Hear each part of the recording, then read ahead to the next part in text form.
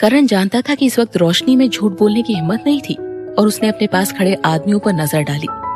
वो बाहर गया और फिर थोड़ी देर के बाद वापस आकर करण के कान में कुछ बताया। वो फोटो सच में फोटोशॉप की हुई है। रोशनी आगे बोली, तुम्हें मुझ पर विश्वास होना चाहिए। मैंने सच में शालिनी को किडनैप नहीं किया। मैं तो बस उस मौके का फायदा उठाकर संजना को धमकाना चाहती थी ताकि वो तुम्हें छोड़कर चली जाए, बस। उसका दिल दर्द से तड़प उठा। वो इस वक्त मर जाना चाहती थी। वो रोते हुए बोली, करण, मैं बस तुम्हें प्यार करती हूँ। मैंने तुम्हें प्यार करके कोई गलती नहीं की है। तुम किसी आदमी को मेरे साथ बदतमीजी करने के लिए कैसे कह सकते हो? इससे अच्छा तो तुम मुझे मार डालो। मैंने तुम्हारी जान बचाई थी। करण, जो पहले वहां से जाना चाहता था, अचानक रुक गया। उसने मुड़कर बेरुखी से रोशनी की तरफ देखा और बोला, तुम बहुत सालों से मेरी जान बचाने की बात का बहुत फायदा उठा रही हो। मुझे नहीं लगता कि तुमने ऐसा कुछ किया है। सच तो यह है कि तुम्हारा पूरा मेहरा परिवार ग्रोवर्स के नाम पर ट्रेड्स और पैसों का लेन देन करता आया है। अगर तुमने मेरी जान ना बचाई होती तो तुम मुझसे बात करने के लिए आज यहाँ जिंदा नहीं होती। करण उसके पास जाकर खड़ा हो गया और उसे गुस्से से घूरते हुए बोला, लेकिन चिंता मत करो, मैं तुम्हें मारूंगा नहीं, ना ही मैं तुम्हें यहाँ कैद करके रखूंगा। मैं जानता हूँ कि ग्रोवर्स के स्टेटस और पावर की वजह से तुम मुझसे शादी करना चाहती थी ताकि तुम ऐशो आराम की जिंदगी जी सको। पास्ट में ग्रोवर्स की वजह से तुम इतनी शानदार जिंदगी जीने में सफल रही, लेकिन भविष्य में ग्रोवर्स की वजह से तुम्हें पता चलेगा कि गरीबी और तकलीफ भरी जिंदगी क्या होती है। रोशनी करण को इतने गुस्से और नफरत में देखकर दंग थी। अब उसे समझ आ गया था कि करण के लिए उसकी जान बचाने के एहसान का कोई मतलब नहीं था और उसके लिए उसने अपनी सारी चालें चली थी। रोशनी ने ना में सिर हिलाया। सहानुभूति की उम्मीद से वो बोली, नहीं करण, तुम इतने क्रूर नहीं हो सकते। करण, रोशनी पागलों की तरह रोते हुए चिल्ला रही थी, लेकिन उसकी किसी बात का करण पर कोई असर नहीं हुआ। जैसे करण ने कहा, मेहरा ग्रोवर्स की मदद से सफलता की सीढ़ियां चढ़े थे और वो सचमुच बहुत ऐशो आराम की जिंदगी जी रहे थे और अब ग्रोवर्स की वजह से वो अपनी बर्बादी भी देखेंगे। उसके पास भी अपने परिवार को धीरे धीरे बर्बाद होते देखने के सिवा और कोई चारा नहीं था। अगर करण ने कहा तो वो जरूर करेगा। वो अपनी बात से कभी नहीं मुकरता। संजना को नीना ग्रोवर का कॉल आया। उन्होंने कहा कि उनको शालिनी के बारे में पता चल गया है और वो उससे मिलने आना चाहती थी, लेकिन नानी और शारदा को अभी तक शालिनी के गायब होने की बात पता नहीं थी। तो फिर नीना ग्रोवर को कहां से आने देती? कहीं गलती से उनके मुंह से कुछ निकल गया तो? लेकिन संजना टैक्सी लेकर खुद ग्रोवर मेंशन चली गई। अब सिक्योरिटी गार्ड्स भी उसे पहचानते थे, इसीलिए वो कभी भी अपनी मर्जी से आर्मी एरिया में एंटर कर सकती थी। नीना ग्रोवर बोली, मैंने तुम्हारी बहन के बारे में सुना। मैंने सपने में भी नहीं सोचा था कि रोशनी इतनी नीचे गिर जाएगी। चिंता मत करो, करण तुम्हारी बहन को जरूर बचा लेगा। नीना ग्रोवर संजना ग्रोवर का हाथ अपने हाथों में लेकर उसे तसल्ली देने लगी और उसे गले से लगा लिया। उन्हें संजना की बहुत चिंता हो रही थी, लेकिन उन्हें समझ नहीं आ रहा था कि वो संजना का डर और चिंता कैसे कम करे। वो बस भगवान से प्रार्थना कर सकती थी कि संजना की बहन सही सलामत उनके पास वापस लौट आए। आखिर संजना को डिनर भी उन्हीं के साथ करना पड़ा। डिनर से पहले नीना ग्रोवर ने करण को फोन किया, लेकिन उसने फोन नहीं उठाया। डिनर के दौरान नीना ग्रोवर संजना का ध्यान किसी और बात पर लगाना चाहती थी ताकि संजना हर वक्त अपनी बहन के बारे में सोचते हुए बीमार न पड़ जाए। इसीलिए वो उसे करण के बचपन की बातें बताने लगी। उस वक्त उसने मुझसे पूछा था कि अगर उसे कोई पसंद हो तो उसे क्या करना चाहिए, क्योंकि उसकी ऑलरेडी मंगेतर थी। उसने ये भी कहा था कि अगर वो किसी के साथ रिश्ता रखता है तो वो बाहर वाली कहलाएगी, जो उसके लिए बिल्कुल गलत होगा।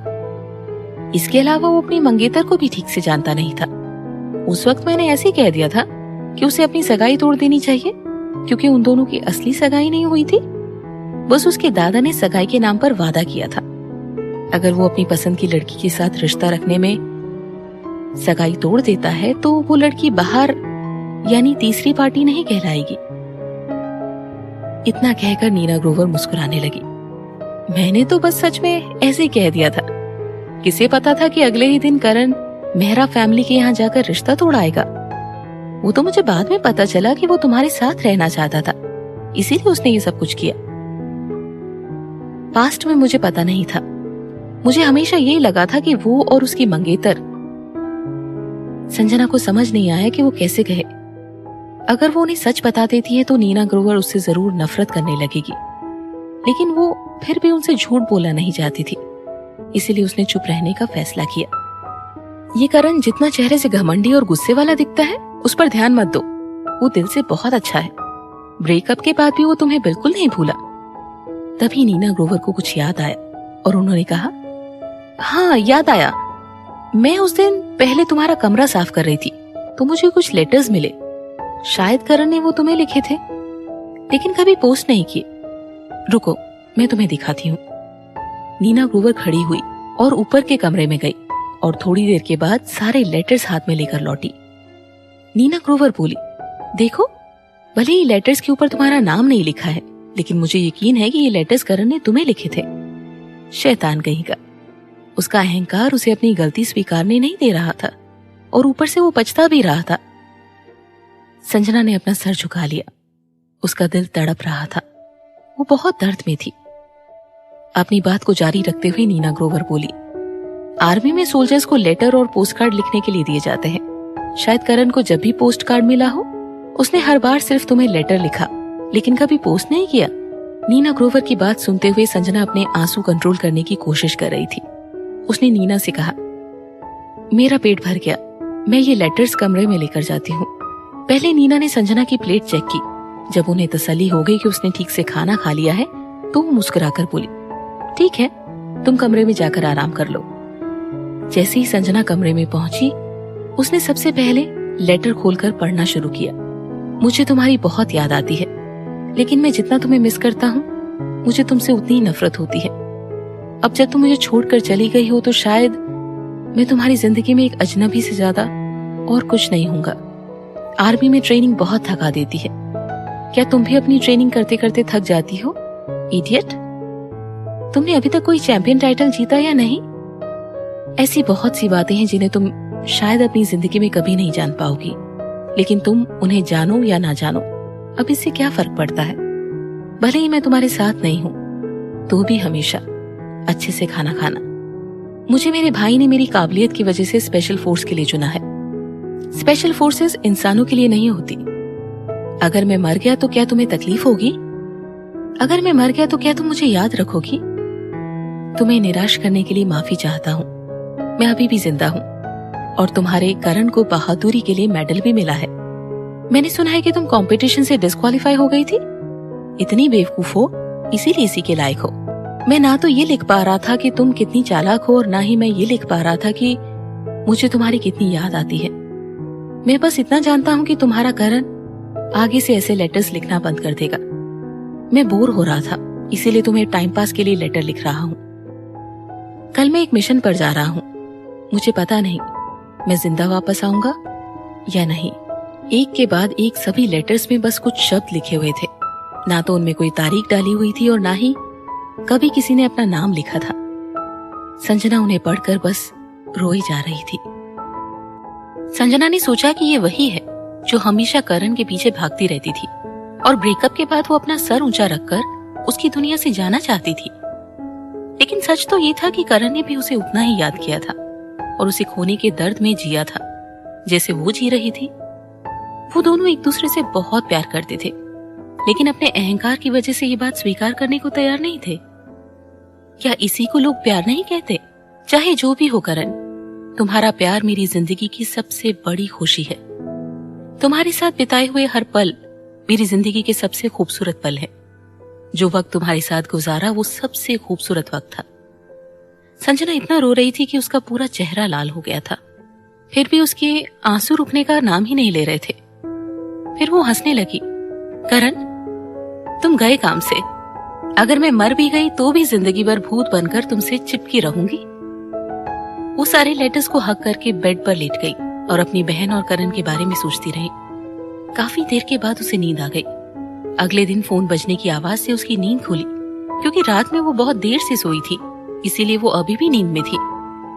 संजना ने अपना कॉल चेक किया। फोन राहुल मेहरा ने किया था।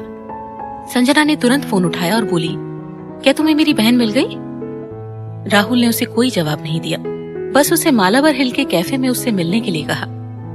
उसके कैफे पहुंचते ही वेटर ने उससे पूछा कि वो कुछ लेना चाहेगी, लेकिन संजना ने कुछ ऑर्डर नहीं किया। वो यहाँ कुछ खाने पीने थोड़ी ना आई थी। वेटर के जाने के बाद उसने राहुल से पूछा, मेरी बहन कहाँ है, वो मुझे कब मिलेगी? राहुल ने कप टेबल पर रखा और बोला, हम गलत थे। रोशनी ने तुम्हारी बहन को किडनैप नहीं किया। इस वक्त करण ने रोशनी को किडनैप करके रखा है। क्या कहा तुमने? फिर? उसे रोशनी की कोई परवाह नहीं थी। वो बस अपनी बहन के बारे में जानना चाहती थी। अगर उसे रोशनी ने किडनैप नहीं किया तो फिर किसने किया है? संजना बहुत कंफ्यूज थी। वो बोली, लेकिन जब तुमने पहले कॉल किया था तो क्या उस दिन रोशनी ने अपना जुर्म स्वीकार नहीं किया था? और वो मैसेजेस जिसमें मुझे करण को छोड़ने के लिए कहा गया था? राहुल अपना सर मसलता हुआ बोला, वो मैसेजेस रोशनी ने ही भेजे थे, लेकिन उसने तुम्हारी बहन को किडनैप नहीं किया था। जब वो हॉस्पिटल पहुंची थी तो उसने कुछ लोगों को तुम्हारी बहन को ले जाते हुए देखा था। फिर उसने इस बात का फायदा उठाया, तुम्हें धमकी देने का सोचा ताकि तुम करण को छोड़कर चली जाओ। लेकिन बस उसने ये नहीं सोचा था कि करण उसे किडनैप कर लेगा। राहुल खुद अपनी बहन की हरकत पर शर्मिंदा थी। ये राहुल बदल चुका था, इसमें जरा सा भी अहंकार नहीं था। मेहरा इंडस्ट्रीज बर्बादी की कगार पर खड़ी थी। यहाँ तक कि समीरा के घर वाले भी उसकी मदद करने को तैयार नहीं थे, क्योंकि वो करण ग्रोवर को नाराज नहीं करना चाहते थे। बिना पैसों के मदद के मेहरा बिल्कुल बर्बाद हो जाएंगे।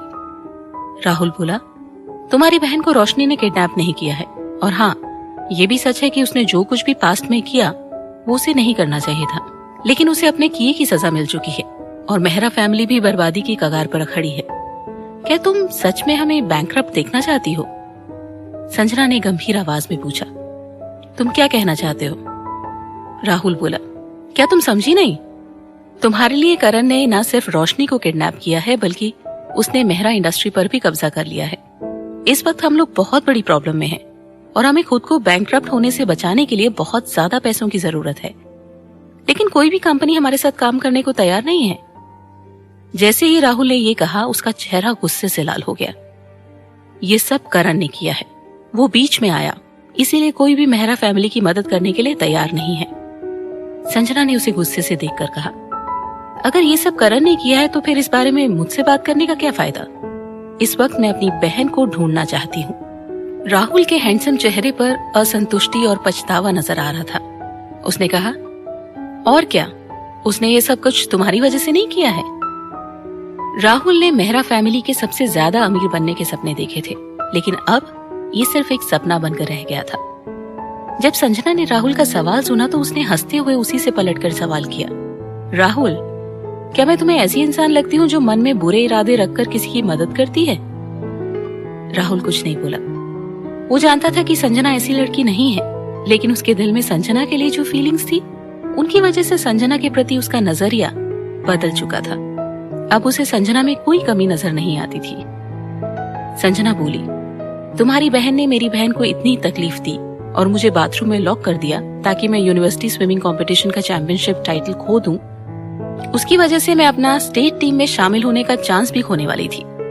इतना ही नहीं, वो इतनी चालाक है कि उसने किसी की मदद से मेरे पानी में ड्रग मिलवा दी ताकि मेरा नाम और करियर हमेशा के लिए बर्बाद हो जाए। संजना अपनी बात जारी रखते हुए बोली, क्या तुमने कभी सोचा है कि अगर उसका प्लान सफल हो जाता तो मेरा क्या होता? मैं जिंदगी भर कभी भी किसी कंपटीशन में भाग नहीं ले सकती थी और मेरा नाम, मेरा रेपुटेशन, मेरी जिंदगी हमेशा के लिए बर्बाद हो जाती। लोग मुझे कितनी बातें सुनाते और मुझे एक बुरे उदाहरण के रूप में याद किया जाता। राहुल का चेहरा शर्म से झुक गया और वो धीरे से बोला, आई एम सॉरी।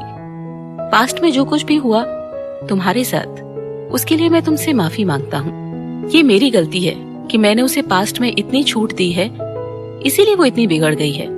उसने बार बार ऐसे गलत काम किए हैं। मैं तुमसे वादा करता हूँ कि उसे तुम्हारे सामने कभी नहीं आने दूंगा। रोशनी ने जो कुछ भी किया था उसके लिए राहुल भी उससे बहुत गुस्सा था। संजना हंसते हुए बोली, तुम जानते हो कि कुछ गलतियों की माफी नहीं होती। कई बार मुझे खुद समझ नहीं आया कि मैंने ऐसी क्या गलती की है कि तुम्हारी बहन मेरे साथ ये सब कुछ कर रही है, मुझे हर बार बर्बाद करने की कोशिश। राहुल सिर झुकाकर बोला, उसने ये सब कुछ इसीलिए किया क्योंकि वो करण से प्यार करती थी। प्यार, और सिर्फ इसलिए कि वो करण से प्यार करती थी इसीलिए उसे किसी को हर्ट करने का हक मिल गया। अगर किसी दिन रोशनी जैसी कोई लड़की तुम्हारे पूरे परिवार को बर्बाद कर दे तो क्या तुम्हें कोई फर्क नहीं पड़ेगा? संजना ने राहुल से पूछा। राहुल उसे कोई जवाब नहीं दे पाया। अगर ये सिर्फ मेरी बात होती तो मैं उसे छोड़ देती। तुम ये कह रहे हो कि उसने ये सब कुछ करण की वजह से किया, लेकिन फिर मेरी बहन की क्या गलती थी? उसे मेरी बहन से ऐसी क्या दुश्मनी थी जो उसने मेरी बहन को इतने दर्द दिए और हद पार कर दी? संजना राहुल से पूछते हुए उसका चेहरा पढ़ने की कोशिश कर रही थी ताकि उसे कोई हिंट मिल सके। राहुल का दिल बहुत घबरा रहा था, लेकिन उसने अपने चेहरे से जाहिर नहीं होने दिया। वो बोला, अब जब बात इतनी बढ़ चुकी है तो मैं सिर्फ तुमसे माफी मांग सकता हूँ। मैं खुद तुम्हारी बहन को ढूंढने में तुम्हारी मदद करना चाहता हूँ। मैं बस इतना जानता हूँ कि रोशनी को तुम्हारी बहन के किडनैप के बारे में तुम्हारी कजन से पता चला था। संजना कभी विश्वास नहीं कर सकती थी कि अर्पिता ऐसा कुछ कर सकती है। मेरी कजन? ऐसा कौन हो सकता है? राहुल बोला, वो तुम्हारी कजन जो ऑनलाइन सेलिब्रिटी है, वो मोनिका थी। अगर वो है तो वो ऐसा कर सकती है। अगर ऐसी बात है तो क्या वो जानती थी कि शालिनी दीदी कहाँ है? संजना अब चैन से नहीं बैठ सकती थी। वो बोली, जहां तक मेहरा फैमिली की बर्बादी की बात है, मैं तुम्हारी इसमें कोई मदद नहीं कर सकती। अगर रोशनी ने मेरी बहन को किडनैप नहीं भी किया होता तो भी मुझे वो धमकी भरे मैसेजेस तो उसी ने भेजे थे, और अगर मैं उसे इसके लिए माफ कर दूं तो भी मैं करण को तुम्हारी फैमिली को बर्बाद करने से नहीं रोक सकती। जितना मैं उसे जानती हूँ वो ये सब सिर्फ मेरी वजह से नहीं कर रहा। चाहे जो हो जाए, ग्रोवर्स और मेहरा फैमिली बहुत सालों से एक दूसरे से जुड़े हुए हैं। बिना जनरल ग्रोवर की सहमति के करण इतनी बेरहमी नहीं दिखा सकता।